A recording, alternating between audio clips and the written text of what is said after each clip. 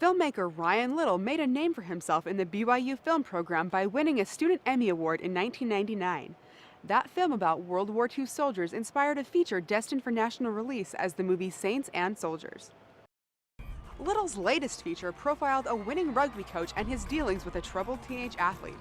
Forever Strong is now available on DVD. Filmmaker Stephen Shimmick prepared this profile. So Brad Pello, who is one of the executive producers of a company called Picture Rock Entertainment, found this story about the Highland rugby team. And he came to Go Films, which is owned by Adam Abel and myself, and asked us if we would be interested to produce and direct a story based on the Highland rugby team. So then we hired a writer by the name of David Plyler to come in and write the story. He did extensive research with the team, and before you knew it, 6 months later we were filming the movie. Ryan is, aside from my business partner in Go Films, he's also one of my dear friends, and so it's a real treat to be able to work together. I think we balance one another quite well, and he's a tremendous talent. I would probably have to battle with his wife to call myself his biggest fan, so I'll go second biggest fan. It's important for you to know right up front. You spend a whole lot of time in the gym. You work your hardest with a complete commitment to do your best. You eat smart, get enough sleep, and you work your tail off. Someday you can have a body like mine. Ryan was terrific. You know, he was very familiar with the history of the coach and of the team itself, and he's from the area where it takes place here in Salt Lake. So, you know, the idea for it was very clear. Gentlemen, this is what you've been chasing. Directors get very involved. Ryan was great. We went back and forth, and he gave me great notes, and we would sit together and talk about stuff, and so very involved.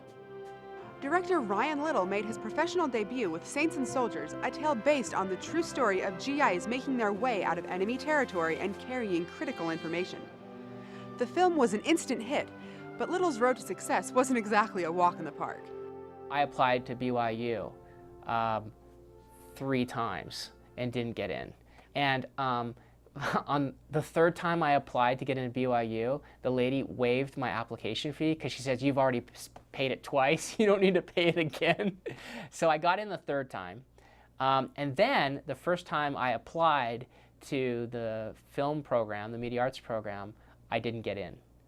I had to apply a 2nd time to get in. So it was quite the uphill battle for me to get into BYU and in the film program.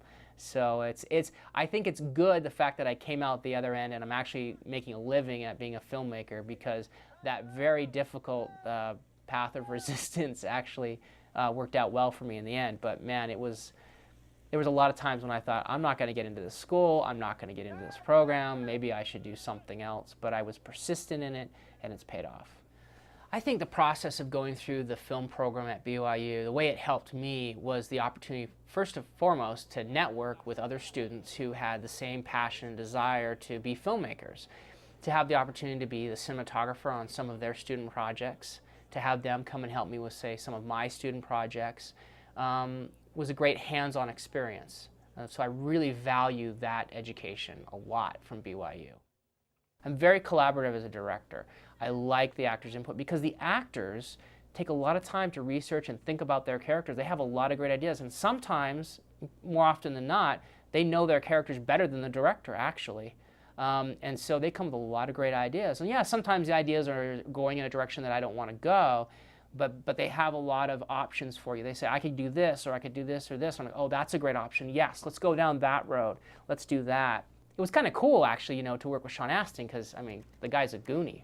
I mean, who doesn't want to work with a Goonie, right? Nice to meet you, Rick. I'm Marcus Tate, administrator here at Wasatch.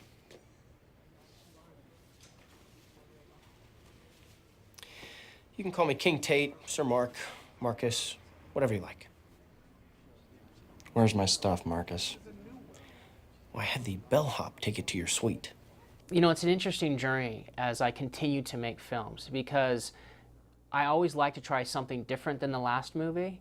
But I think that the consistent thread, or the consistent kind of thing that drives me in all of the films that I do, is I like stuff that kind of inspires people.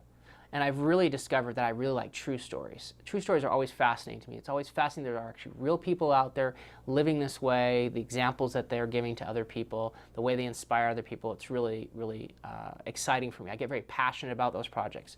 Saints and Soldiers was that way, and Forever Strong is now that way. I want you to be forever strong on the field so you'll be forever strong off it.